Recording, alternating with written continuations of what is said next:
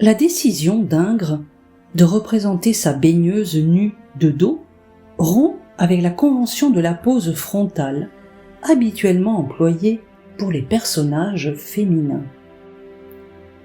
Le jeune Ingres réalise cette image sensuelle d'un nu féminin en 1808, alors qu'il étudie à l'Académie française de Rome. Soulignée sur la gauche par une lourde tenture verte, la baigneuse est assise dans une pose nonchalante, jambes croisées, sur le rebord d'un lit défait, face à une fontaine d'où jaillit un filet d'eau. Uniquement vêtue d'un turban rouge et blanc, son bras gauche partiellement recouvert d'un drap, elle tourne le dos au spectateur.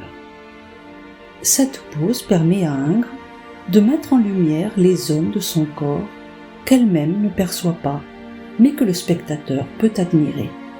Notre regard curieux et notre proximité avec le sujet intensifient le réalisme et l'intimité de la scène.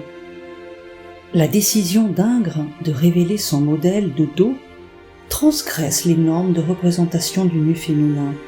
Ayant réalisé cette toile au cours de ses études à Rome, il est contraint de l'envoyer à Paris, afin qu'elle soit jugée par un jury de l'Académie des Beaux-Arts.